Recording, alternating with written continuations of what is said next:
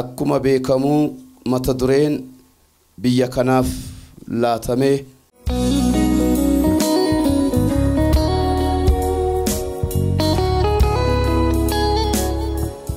gara Waaqayyootti deebi'aa kan jedhudha. Gara Waaqayyootti deebi'aa kan jedhudha. Maqaa Waaqayyoo kan eebbifame haa ta'u. Yoo Waaqayyo nama deebisee hin fayya namni nama baay'eetu kaleessa gara Waaqayyootti deebi'ee walii isaaf isa wal gaddisiisee walii isaaf isa walitti gadde araarri ta'eera. Arrammoo caalmaatti araarri tulluu kanarratti isin argata. Maqaa Waaqayyo kan eebbifame haa ta'u. Sagalee Waaqayyo keessaan iddoo tokko akkas kan jedhu nan dubbisa. Waaqayyoof galanni haa ta'u. Innis immoo macaafa seenaa baraa isa lammaffaa boqonnaa 30 lakkoofsa 6 hanga 9 kan jirudha. Akkas jedha. Yommus warri ergaman caaffata mootichaaf gurguddoota biyya isaa biraa fudhatanii akkuma mootichi abboometti guutummaa biyya Israa'eliif biyya Yihuudaa keessa adeemani. Yaa namoota Israa'el gara Waaqayyo isa kan Abrahaamitti, isa kan Yisaaq, isa kan Yaaqoobitti deebi'aa. Innis immoo gara keessan gara warra haftanii harka mootota Asoor jalaa baataniitti in deebi'aa. Isin akka abboota keessaniif obboloota keessanii warra Waaqayyo gooftaa isaaniif amanamuu didanii hin ta'inaa. Inni sababii kanaaf akkuma isin amma argitan kana wanta namni ilaalee rifatu isaan godhe. Isinis akkuma abboota keessanii boquu hin jabaatinaa. Waaqayyotti of kennadhaa. Gara iddoo isaa inni bara baraan qulqulleessee koottaa. Dheekkamsi isaa inni boba'aan isinirraa akka deebi'utti Waaqayyo gooftaa keessaniif hojjedhaa. Ameen. Isin gara Waaqayyotti yoo deebitanii warri obboloota keessaniif ijoollota keessan booji'an oo'a isaanitti argisiisanii gara biyya kanaatti akka isaan deebi'an hin godhu. Waaqayyo gooftaan keessan araara qabeessaaf oo'a qabeessa waan ta'eef isin gara isaatti yoo deebitan inni isinirraa hin garagalu. Ameen. Galanni Waaqayyoof haa ta'u.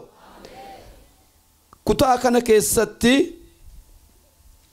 nama Waaqayyoo Hisqiyaastu mootichatu dubbata. Mootichi Hisqiyaas mootii ta'ee waggaa jalqabaa irratti mana qulqullummaa isa cubbuun cufe dhaqee bane. Otoo mana mootummaa isaa hin baniin, otoo teessoo mootummaa irra hin taa'in, otoo kan isaa hin caalchifatiin kan Waaqayyoo durse. Galanni Waaqayyoof haa ta'u. Isa kan Waaqayyoo caalchise. Kanaaf akkana jedha. Macaafa seenaa baraa 29 lakkoofsa 1 kaaseetu akkana jedha. Hisqiyaas mootii ta'e nama waggaa 25 ture. Inni Yerusaalem keessa taa'ee waggaa 29 mo'e. Haati isaa Abiyaa jedhamti. Isheen intala Zakkaariyaas turte. Hisqiyaas akkuma Daawit abaabilee isaatti waan ija Waaqayyoo duratti qajeelaa ta'e hundumaa hin hojjete. Ameen. Waan ija isaa duratti qajeelaa ta'e Waaqayyo duratti waan qajeelaa ta'e maal godhe hin hojjete jedha. Itti fufee akkana jedha. Inni mo'ee waggaa tokkoffaasaatti waggichattis ji'a isa duraatti balbaloota mana qulqullummaa banee deebisee hin haaressiise jedha. Har'a maqaa Yesuus Kiristoosin balballi Waaqayyoon ni cufame haa banamu. Galanni Waaqayyoof haa ta'u. Hin haaromsiise jedha. Kana booddee immoo lubootaaf Leewwota waamsisee gara ba'a biiftuu oobdii manicha keessatti akka walitti qabaman hin godhe. Yommus inni isaanitti dubbate, yaa warra Leewwotaa mee anaaf dhagaa, isin amma of qulleessaati mana qulqullummaa isa kan Waaqayyo Gooftaa abboota keessanii qulleessaa waan xuraa hundumaas iddoo qulqullaa kana keessaa baasaa abboonni keenya Waaqayyo Gooftaa keenya hin dhiisani isaafis hin amanamne isa duratti wanta hamaa hojjetanii iddoo isaa isa qulqulluu garagalanii dugda itti gatanii balbaloota gara gardaaffoo manichaat baasanii hin cufanii ibsaas hin dhaamsanii Waaqayyo isa kan Israa'eliif ixaana hin aarsine qalma gubamus iddoo qulqullaasaat isaaf hin dhiyeessine kanaaf dheekkamsi Waaqayyo Yihudaaf Yerusaalem hin bu'e akkuma isin amma ija keessaniin argitan kana inni naasuutti dabarsee isaan hin kenne jibbisiisoof muka kolfaa isaan godhe sababii kanaaf abboonni keenya billaadhaan dhumani ilmaan keenya intaloonni keenyas dubartoonni keenyas hin booji'amani amma immoo dheekkamsa isaa inni boba'aan akka nurraa deebi'uuf ani Waaqayyo Gooftaa isa kan Israa'el wajjin kakuudhaan waliif galuudhaaf murtoo godheera yaa ijoollee koo isin fuula isaa dura dhaabadhaatii akka isaaf ergamtaniif ixaanas fuula isaa duratti akka aarsitaniif hojjetoota isaa akka taataniif Waaqayyo isin fo'ateera Ameen galanni Waaqayyoof haa ta'u kutaa kana keessatti maal argina Hisqiyaastu saba sanatti dubbata saba cubbuudhaan laaqame saba Waaqayyo irraa galagale saba Waaqayyoon dhiiseen saba Waaqayyoon dheekkamsiiseen saba mana qulqullummaa dhiisee gadi yaa'e biyya lafaa keessatti tamsa'ee biyya lafaa wajjiniin wal makeen dhaqeetu waame waamicha godhe Waaqayyoof haa ta'u Leewwota waame luboota waame faarfattoota waame lallaboota waame diyaaqonoota waame kottaa deebi'aa gara mana qulqullummaa Waaqayyootti deebi'aa Waaqayyo akkas isiniin jedha akka abboota keessanii akka abaabiloota keessanii warra Waaqayyoof amanamuu didanii warra Waaqayyoof sodaachuu didanii warra Waaqayyoof sagaduu didanii hin ta'ina boquun jabaatina inni araarisaa barabaraanidha araarisaa baay'eedha inni oo'a qabeessadha inni isin simata deebi'aatii akkuma durii keessanii Waaqayyoof ixaana aarsaa Waaqayyoon waaqessaa mana Waaqayyootti deebi'aa waamicha isinii godheera Waaqayyo jedhe galanni Yesuusiif haa ta'u maaliif akkas jedha sababiinsaa deebi'aa jedha deebi'aa Waaqayyoof hojjedhaa yakka dhiisaa jallina dhiisaa sin waama Waaqayyo sin deebisuu barbaada Waaqayyo deebi'aa jedha galanni Waaqayyoof haa ta'u deebi'aa isa jedhu kana jalatti qabxii jaa akkas kan jedhuun isiniif dubbisa tokkoffaan deebi'aa jechuun sagalee waamichaadha har'a ganama sagalee waamichaa gara kee dhufeera nageessaa Waaqayyoon si barbaada sagalee isaatiin Waaqayyo galanni Waaqayyoof haa ta'u lammaffaan maal jedha hiyyakkiinaa jedha hiyyakkiinaa yakkuun Waaqayyoof nama gargar baasa jireenya irraa adda nama godha ayyaana Waaqayyo irraa adda nama godha kanaaf hiyyakkiinaa jedha maqaan Waaqayyo kan eebbifame haa ta'u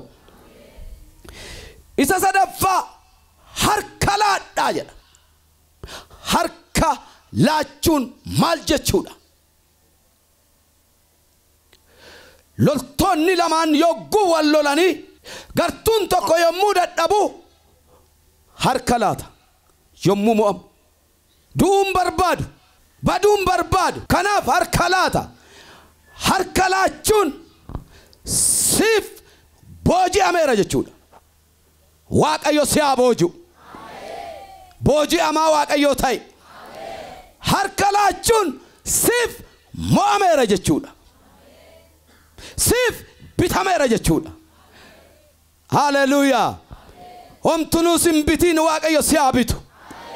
Homtuu simmo'in Waaqayyo si hamoo. Galanni Waaqayyoof haa ta'u.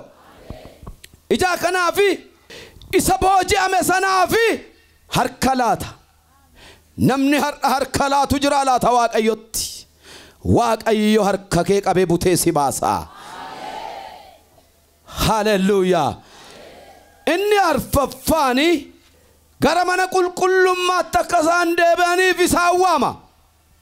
Warri mana qulqullummaa dhiiftanii baatan yoo jiraattan isiniif Waaqayyo har'a waamicha qaba. Faarfannaa dhiiftanii dabtarii faarfannaa gattanii kan baatan. Lallaba dhiiftanii wangeela lafa geessanii kan baatan. Tajaajila dhiiftanii mana Waaqayyo keessaa kan baatan. Waaqayyo deebi'aa isiniin jedhar. Waaqayyo sin barbaada har'a. Waaqayyoof galanni haa ta'u. Inni shanaffaan deebi'aati Waaqayyoon waaqessaa jechuusaadha. Sabni Waaqayyoon waaqessa Waaqa biraa hin qabu.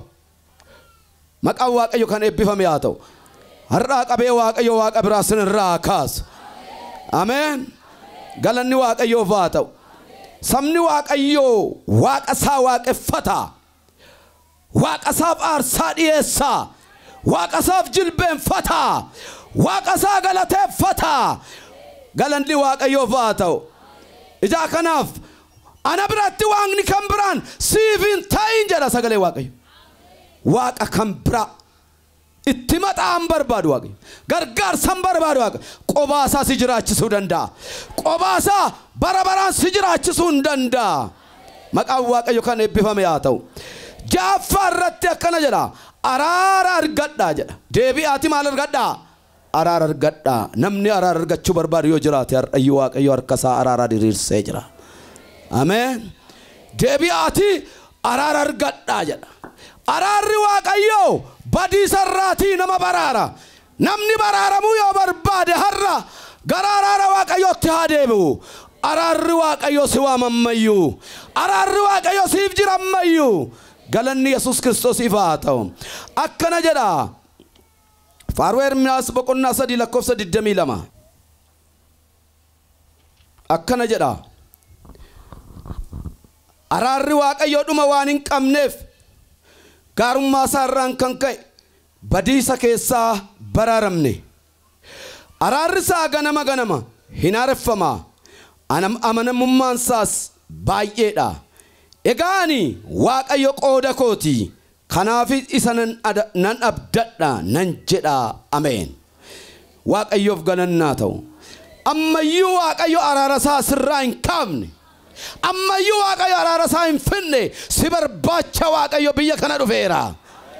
Sababiyya kana Waaqayyo si barbaacha dhufeera. Waaqayyo simadhu gara Waaqayyootti deebi. Araarri Waaqayyo ammayyuu siif jira. Araarri Waaqayyo badiisa irraa si oolcha. Araarri Waaqayyo jireenyatti si deebisa. Araarri Waaqayyo si fayyisa. Araara Waaqayyo barbaadadha. Si baraara Waaqayyo. Ameen. Galanni Waaqayyoof haa ta'u. Kan biraan deebi'uu jechuun maal jechuudha? Deebi'uu jechuun tokkoffaa kallattii jijjiirrachuu jechuudha. Kallattii jijjiirrachuu jechuudha. Maqaan Waaqayyo kan eebbifame haa ta'u. Kallattii jijjiirrachuu jechuudha.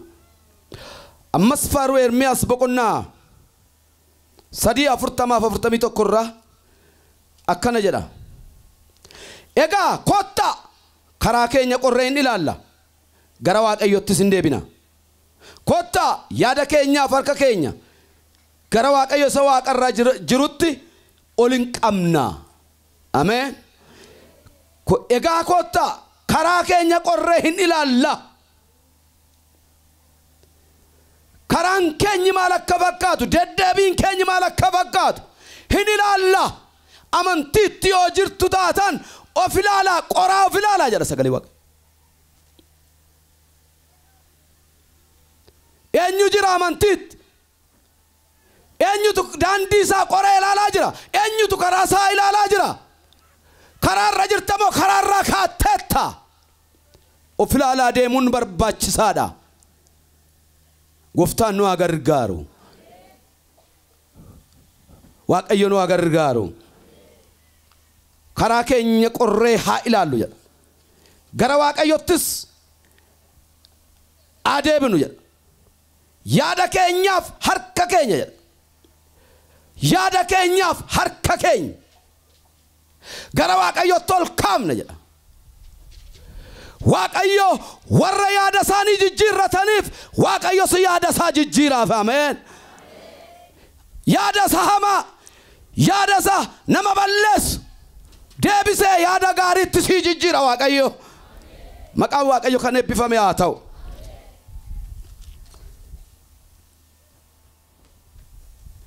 Lammaffaa gocha yookiin immoo shaakala isa durii dhiisanii deebi'uudha.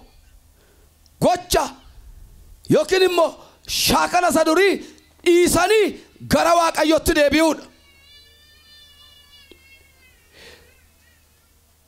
Jireenya sakaleessaa, deddeebii sakaleessaa, gocha sakaleessaa, adeemsa sakaleessaa irraa deebi'anii isa kan Waaqayyotti deebi'uudha. Karaa Waaqayyoo qabachuudha. Daandii Waaqayyoo qabachuudha.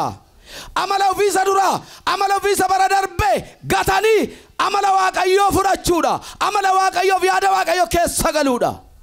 Waaqayyo nu haa gargaaru. Galanni Waaqayyoof haa ta'u. Hosee boqonnaa 6 lakkoofsa 1 hanga 4 akkana jedha. Isaan yommus kottaa gara Waaqayyotti deebina. Isatu nu tatarsaase. Isatus nu fayyisa. Ameen. Galanni Waaqayyoof haa ta'u. Kottaa gara eenyutti deebina? Gara Waaqayyotti deebina. Sababiinsa daandiin amma nu jirru, daandiin nu amma deemnu, gochi nu amma gochaa jirru, ilaalchi keenyi, hojiin keenyi kun nun baasu. Waaqayyotu nu baasa. Waaqayyotu jireenya nu laata. Waaqayyotu nu fayyisa. Kottaagaa gara Waaqayyotti maal haa goonu? Haa deebinu. Lafa kee fayyisa Waaqayyo. Qe'ee kee fayyisa Waaqayyo. Sammuu kee fayyisa Waaqayyo. Jireenya kee fayyisa Waaqayyo. Nu fayyisa jedhan. Ameen. Galanni Waaqayyoof haa ta'u. Isatu nu tatarsaase. Isatus nu fayyisa. Isatu nu rukute. Nu mammadeesse. Isatus erbee irra buusee nu fida. Ameen. Guyyaa lama booddee deebisee nu fayyisa. Sadaffaatti ol nu kaasa. Hallelujah. Ya biyya nana ya saba nana dhaga'i. Waaqayyotti yogguu deebitee ol ka'uun kee ga'eera. Ameen. Galanni Waaqayyoof haa ta'u. Ikonoomii kee ol ka'a. Tajaajila kee ol ka'a. Maqaan Waaqayyo kan eebbifame haa ta'u. As keessa waan baay'ee jira biyya kee kana keessa. Garuu qabamee jira. Yoo ati gara Waaqayyotti deebitee hin gadhiifama. Yoo ati gara Waaqayyotti deebitee albuuda gaariitu ba'a. Yoo ati gara Waaqayyotti deebitee qamadiin kee biyya alaatti barbaadama. Yoo ati gara Waaqayyotti deebitee garbuu keetu barbaadama. Yoo ati gara Waaqayyotti deebitee biyya keetu barbaadama. Hallelujah. Yoo ati gara Waaqayyotti deebitee sabni kun dhalli kee dhalli dhala kee dhaloonni kun biyyaaf addunyaaf qoricha si godha Waaqayyo. Jaakanaaf Waaqayyo dhimma sinirraa qabaayyuuti sagantaa kana iddoo kanatti qopheesse Waaqayyo. Maqaa Waaqayyo haa eebbifamu.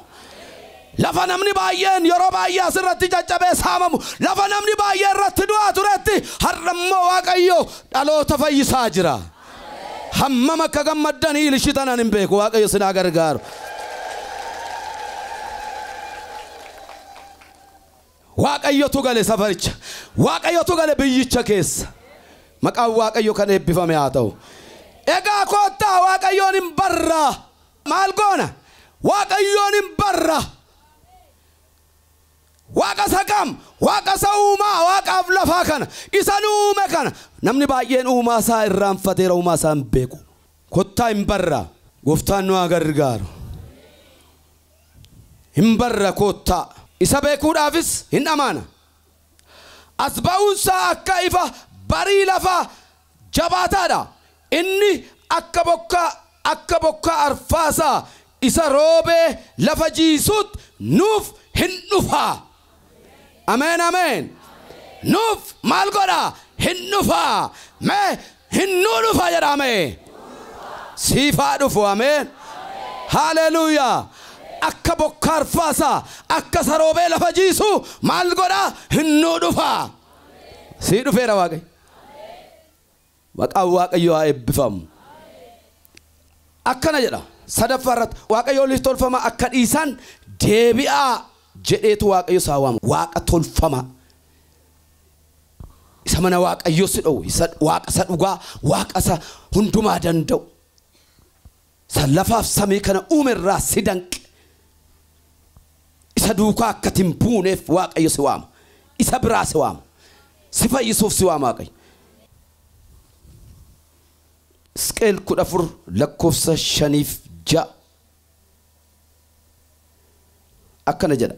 Isaan hundinuu Waaqayyoolii tolfamooniif jedhanii ana dhiisaniiru jedha. Isaan hundinuu Waaqayyoolii tolfamoo isaaniif jedhanii ana dhiisaniiru. Ani immoo gara mana Israa'el deebi'ee nan dhaqa. Ammas mana Israa'eliin Waaqayyo gooftaan yaada garaa keessanii geeddaradhaa. Waaqayyoolii tolfamoo keessan irraas deebi'a. Amen. Galanni Waaqayyoof haa ta'u. Ammas jedha. Ammas. Kanaan dura sinitti dubbateera ta'e hin beeku. Ammas jedha. Ammas deebi'ee dubbata Waaqayyo. Ammas maal godha jedha. Waaqayyoolii tolfamoo keessan irraati deebi'a. Yaada garaa keessanii geeddaradhaati. Hojii keessan isa ciigaasisaa hundumaarraas fuula keessan deebisa. Amen. Galanni Waaqayyoof haa ta'u. Hojii keessan isa ciigaasisa maal fakkaata laata hojiin keenya Waaqayyo fuulduratti. Waaqayyo dhugaa isinii ba'a ragaa isinii ta'a. Waa'ee keessan maal jedha Waaqayyo Iyyoobin akkana jedhe han akka Iyyoob nama qajeelaan namni Waaqayyoon sodaatu hin jiru biyya lafaarra jedhe. Waaqayyo nu haa gargaaru. Amen. Kanaaf iyyuu maal jedhe ammas mana Israa'eliin Waaqayyo gooftaan yaada garaa keessanii geeddaradhaa. Waaqayyoolii tolfamoo keessan irraa deebi'a. Deebi'a. Ammas Waaqayyo waamicha godha. Deebi'a jedha Waaqayyo. Yaada qaba Waaqayyo. Waan hojjetu qaba Waaqayyo. Waan godhu beeka Waaqayyo. Dhimma sirraa qaba Waaqayyo. Sitti dhimma ba'uu barbaada Waaqayyo. Biyya keetti dhimma ba'uu barbaada Waaqayyo. Dhaloota keetti dhimma ba'uu barbaada Waaqayyo. Kanaaf deebi'a jedha maqaan Waaqayyo haa eebbifamu. Hojii keessan isa ciigaasisaa hundumaarraas fuula keessan deebisaa jedha. Kanaaf maaliif deebi'a jedha. Maaliif deebi'a jedha. Waaqayyo du'a nama cubbamaatti hin gammadu. Amen. Du'a nama cubbamaatti hin gammadu. Iskeel 18 lakkoofsa 30 hanga 32 akkana jedha.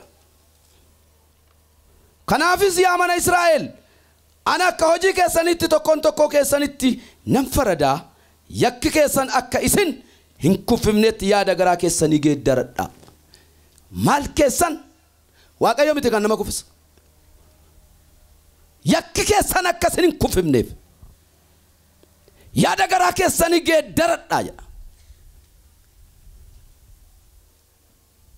Gooftaan nu haa gargaaru. Waaqayyo inni jabaan inni danda'an har'as kufuu keetti hin gammadu Waaqayyo. Du'a keetti hin gammadu Waaqayyo. Rakkina keetti hin gammadu Waaqayyo. Maqaan Waaqayyo kan eebbifame haa ta'u. Kanaaf yaada garaa keessanii geeddaradhaa. Irra daddarbaa keessan hundumaarraas deebi'a jedha Waaqayyo gooftaan maccaa. Maaliif duutu yaa mana Israa'el irra daddarbaa ittiin yakkitan hundumaa ofirraatii gata. Maaliif duutu Waaqayyo jireenya qaba. Waaqayyo jireenya siif qaba. Waaqayyo araara sii qaba. Waaqayyo fayyina sii qaba. Deebii jiraadhu jedha Waaqayyo. Deebii jiraadhu. Deebii fayyi. Deebiitii eebbifame jedha. Waaqayyo biyya kee dhala kee eebbisuudhaaf mana kee gombisaa kee gootara kee eebbisuudhaaf lafa kee eebbisuudhaaf waamicha godhaa jira. Waaqayyo nu haa gargaaru. Galanni Waaqayyoof haa ta'u. Kanaaf akkana jedha ani du'a namaatti hin gammadu kanaaf yaada garaa keessanii geeddaradhaati jiraadhaa jedha Waaqayyo namni jireenya jibbuun jiru namni waan gaarii jibbuun jiru namni eebba jibbuun jiru garuu waan Waaqayyo sirraa barbaadu yoo goote isatti galta Waaqayyo maal barbaada namarraa namni akka gara isaatti deebi'ee jiraatu barbaada Waaqayyo yoo ati gara isaatti deebite Waaqayyo immoo si jiraachisa jireenya siif qaba Waaqayyo eebba siif qaba Waaqayyo du'a kee jireenyatti jijjiira Waaqayyo kanaaf Waaqayyo gara jireenyaatti si waamaa jira galanni Waaqayyoof haa ta'u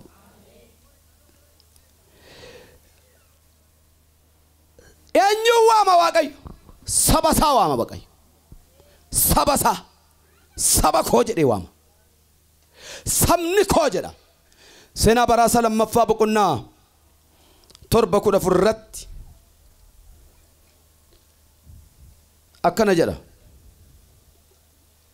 sabni koo warri dhuunfaa koo ta'an jedha sabni koo warri dhuunfaa koo ta'an gad of deebisanii ana barbaaddatanii karaa isaanii isa hamaarraa deebi'anii yoo na kadhatan ani waaqarraa isaaniif nan dhagaa Amen galanni Waaqayyoof haa ta'u saba koo jedhee si waame Waaqayyo saba koo siin jedha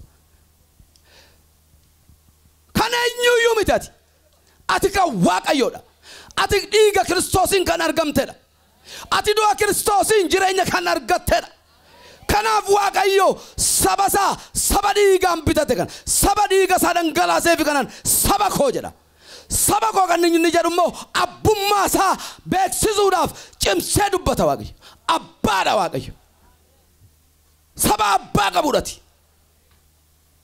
saba waaqa qabuudhaati maqaan Waaqayyo kan eebbifame haa ta'u kanaaf Waaqayyo saba isaa du'atti laachuun barbaadu badiisatti laachuun barbaadu hiyyumatti laachuun barbaadu dhukkubatti laachuun barbaadu Waaqayyo si dhagaa Waaqayyo yoo deebite maqaan Waaqayyo kan eebbifame haa ta'u kanaaf akkana jedha karaa isaa isa hamaarraa deebi'ee yoo na kadhate ani waaqarraa isaaf nan dhagaa jedha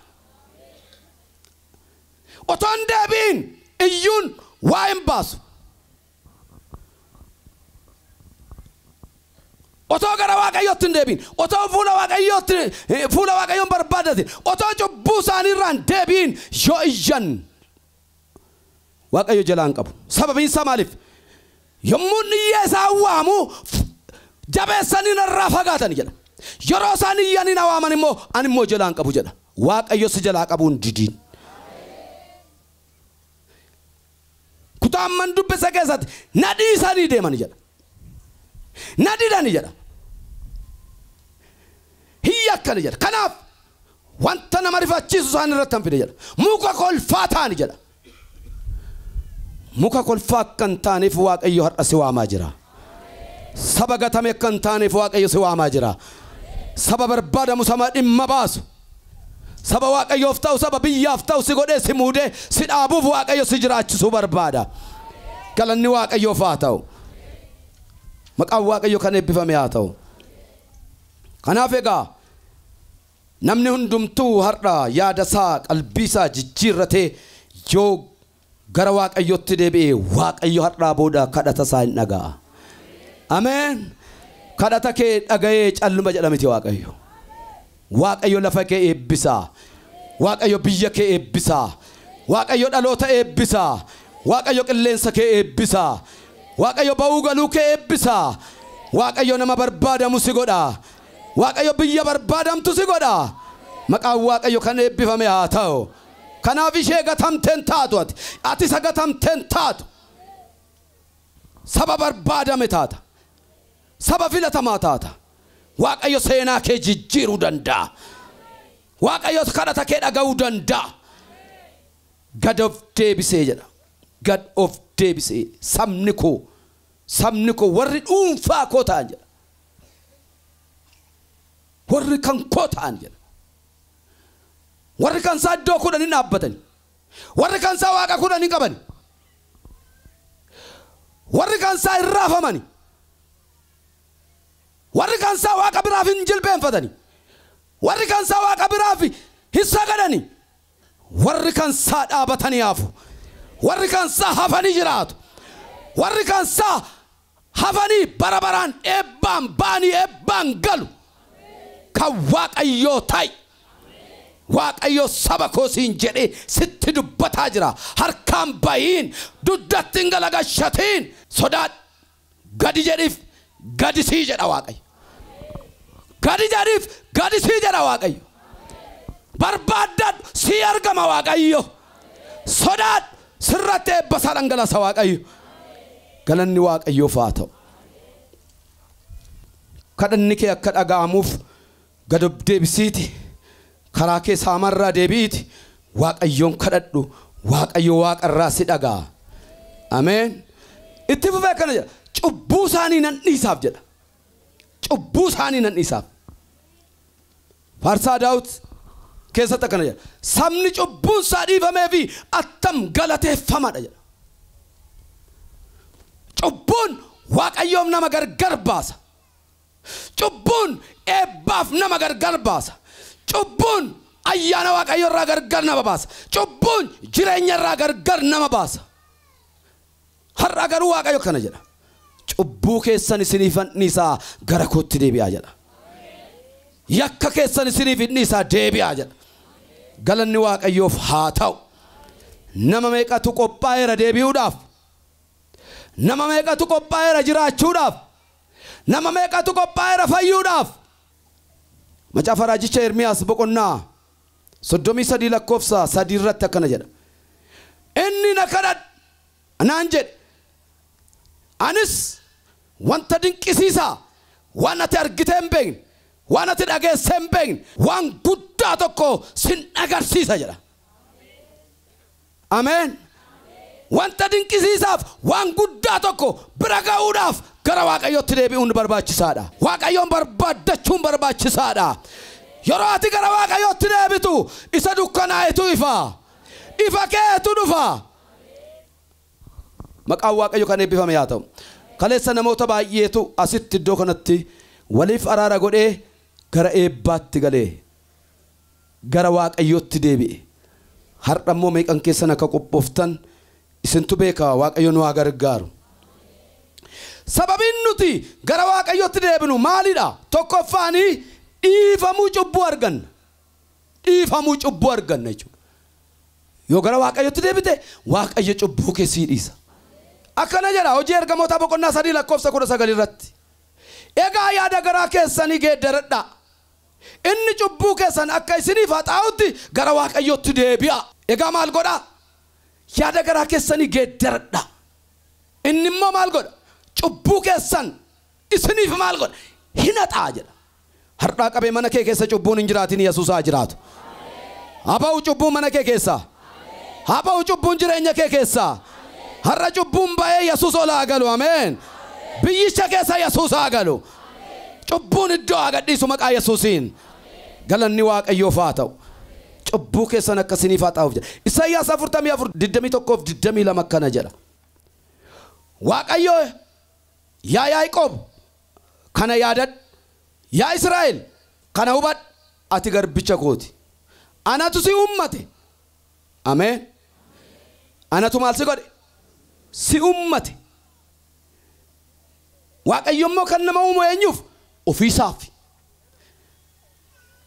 kana yaadadhu kana hubadhu anatu maal si godhe ana si ummate ofiisaaf si ummate Waaqayyo ati kan eenyuyyuu miti galanni Waaqayyoof haa ta'u Waaqayyo yaa Yaaqoob yaa kana yaadadhu yaa Israa'el kana hubadhu ati garbicha kooti anatu si ummate garbicha koo si godhate anatu si ummate garbicha koo si godhate maqaa gooftaa Yesuus Kiristoosin har'aa qabee garbicha Waaqayyo malee garbicha seexanaan ta'in garbicha cubbuun ta'in namni baay'een garba cubbuu garba seexanaa garba foonii ta'ee jiraata nambaa jedhame nam tokko garbummaa cubbuu jala nambaa jedha Waaqayyo akkana jedhe ati garbicha kooti jedhe maqaa Waaqayyo kan eebbifame haa ta'u akkana jedhe Ana tusi ummate garbicha koo si godhate. Yaa Israa'el ani sinirraan fadhu jedha. Ani sinirraan fadhu. Waaqayyo kan saanirraan fadhuuti kan saa ta'i. Kan Waaqayyoo ta'i. Sinirraan fadhu Waaqayyo. Si yaadata Waaqayyo. Si fura Waaqayyo. Si fura Waaqayyo. Galanni Yesuusiif haa ta'u. Tufuma akkana jedha. Ani irra daddarbaa kee akka duumessaa cubbuu keessa akka qayyoota haxaa'inan balleessa. Ameen. Galanni Waaqayyoof haa ta'u. Ani si fureera gara kootti maal ta'i? Deebi'i. Ani si fureera. Har'a ganama kana nam tokko furamee baa eenyudha? Eenyutu furamee baa? Eenyu hiikamee baa? Hin deebitaa gara Waaqayyooti. Hin barbaaddattaa Waaqayyoon. Hin sagaddaa Waaqayyoof. Waaqayyo si furee si baasaarra. Waaqayyo si hiikee si baasaarra. Otoo ati as jirtu manni kee hiikamee si eega. Otoo ati as jirtu ikoonomiin kee hiikamee si eega. Otoo ati as jirtu jawween mana naannoo keedhaa du'ee si eega. Otoo ati jirtu duutis du'ee si eega. Otoo ati jirtu donkwaayin du'ee si eega. Deebitaa. Harki Waaqayyoo gara keetti diriiree jira. Deebitaa. Waaqayyo si furuudhaaf biyya kana galeera. Deebitaa. Waaqayyo si furuudhaaf mandara kee galeera. Deebitaa. Waaqayyo si fayyisuudhaaf gara kee dhufeera. Deebitaa. Waaqayyo si eebbisuudhaaf biyya kee keessa galeera. Hallelujah. Merka walitti rukutaa galateeffadhaa Waaqayyoon. Hallelujah. Hallelujah. Ati carra qabeessadha biyya nana. Ati carra qabeettiidha saba nana. Saba Waaqayyoo barbaacha dhufedha. Saba Waaqayyoo ergaa isaa itti ergedha. Saba Waaqayyoo gara isaatti waamaa jirudhaati. Hallelujah. Dafii deebi'i. Dafii deebi'i. Dafii murteessi. Waaqayyo si furuudhaan murtoo godheera. Waaqayyo si eebbisuudhaan murtoo godheera. Waaqayyo si fayyisuudhaan murtoo godheera. Biyyoo lafa keetu fayyaa. Qilleensa keetu fayyaa. Bishaan keetu fayyaa. Midhaan keetu fayyaa. Isa booda tajaajila Waaqayyoo taata. Ameen. Galanni Waaqayyoof haa ta'u. Akkana jedhatti ani irra daddarbaa kee akka duumessaa cubbuu keessa akka qayyoota haxaa'inan balleessa. Ani si fureera gara kootti deebi'i. Ani Waaqayyo kana godheeraati. Isin bantii Waaqaananaa gammadaa faarfadhaas gadi fageenyi lafa gammadee haa weeddisu. Tulloonni haa ililchani. Caakkaaniif mukeettiin isa keessa jiran haa gammadan. Ani Waaqayyo Yaaqoobiin furuudhaan Israa'el keessatti ulfina koo mul'iseera jedha Waaqayyo.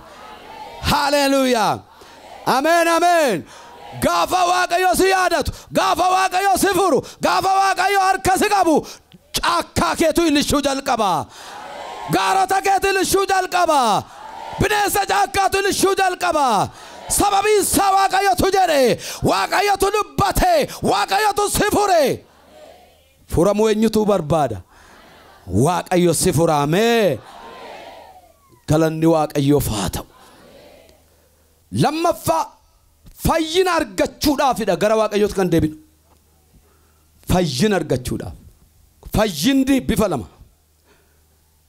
Inni tokko inni jalqaba fayyina hafuuraa fayyu. Inni lammaffaan immoo fayyina qaamaadha. Waaqayyo si fayyisa. Ameen. Baay'een keessan amma fayyina ishee dhukkuba adda addaaf dhuftaniitu ta'a. Inni jalqabaa garuu fayyina hafuuraadha. Akkana jedha Isaayyaas 45:22 isin warri handaara lafaa jirtan hundinuu gara kootti deebi'aatii fayyina argadhaa jedha. Fayyina argachuudhaaf gara Waaqayyootti deebi'u akka ta'e kutaan kun dubbata. Isin warri handaara lafaa jirtan, warri fagoo jirtan jechuudha. Warri fayyina dheebottan, warri fayyina beeloftan, warri hawwitan fayyina, warri dheebottan fayyina. Waaqayyo dheebuu si baasa. isa hawwitu sana bira ga'uudhaaf gara Waaqayyootti deebi'uun nurra jira. Kanaaf isin warri andaara lafaa jirtan hundinuu gara kootti deebi'aati fayyina argadhaa. Ani Waaqayyo ana males kan biraan hin jiru. Ana males kan fayyisu kan biraan hin jiru. Ana males kan furu kan biraan hin jiru. Ana males eebbin jiru. Ana males nagaan hin jiru jedha. Waaqayyo abbaa nagaa keessii ta'a.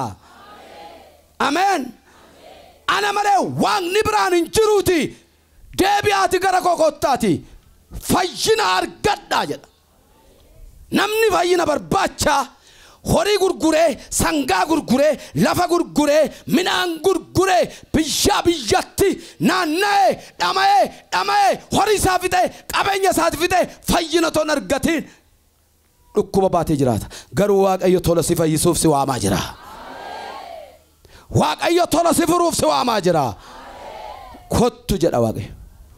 Kottu dhala koo siin jedha Waaqayyo. Kottu saba koo siin jedha Waaqayyo. Ana bira fayyina jira jedha Waaqayyo. Ana bira hiikama furmaata jira. Kottu gara koo jedha. Iddoo siif qaba Waaqayyo. Nagaa siif qaba Waaqayyo. Fayyina siif qaba Waaqayyo. Maqaan Waaqayyo kan eebbifame haa ta'u. Attamitti gara Waaqayyootti deebinaa. Isuma hidhii xuuxanidha. Gooftaan nu haa gargaaru. Waaqayyoon ni jabaan nu haa gargaaru. Hidhii xuuxuu qofa miti garaa guutuudhaan. Akkana jedha. Yoel 2:2 kaasee akkana jedha. Waaqayyo garuu ammumayyuu yoomiyyuu nageenye. Waaqayyo garuu ammumayyuu jedha. Mee ammumayyuu jedhame. Yoom amma isa jira Waaqayyo. Si gidduu jira Waaqayyo. Akka jedhu ammumayyuu garaa keessan guutuudhaan, soomuudhaan, boo'ichaan, gadduudhaanis gara kootti deebi'aa. Egaa garaa keessan tarsaasa malee uffata keessan hin tarsaasina. Gara Waaqayyo Gooftaa keessanitti deebi'aa. Inni araara qabeessaaf oo'a qabeessa waan ta'eef dheekkamsatti hin ariifatu. Ameen. Dheekkamsatti hin ariifatu. Gaarummaan isaas baay'eedha. Wanta hamaa namatti erguurraas of hin qabaa. Wanta hamaa yaada sirraa qaba Waaqayyo. Dheekkamsatti hin ariifatu Waaqayyo. Ammumayyuu jedha. Ammumayyuu Waaqayyo si gidduu galee jira. Dhukkuba baatteen bayin. Rakkina baatteen bayin. Gaaffii baatteen bayin. Deebii gara Waaqayyootti. Barbaadadhu Waaqayyoon. Waaqayyo wajjin walii gali. Waaqayyoof kakuu gali. Haleluuyaa. Galanni Waaqayyoof haa ta'u. Akkana jedha. Ermiyaas 24:7. Ani garaa isaan ittiin ana Waaqayyo akkan ta'e beekan isaaniif nan kenna. Garaa guutuudhaan gara kootti hin deebi'u. Ani Waaqayyo isaaniif nan ta'a. Isaanis saba koo hin ta'u. Waaqayyo siif haa laatu. Ameen. Garaattiin Waaqayyoon barbaadatan. Garaattiin gara Waaqayyootti deebi'an ani siin laadhaa jedha. Maqaan Waaqayyo kan eebbifame haa ta'u.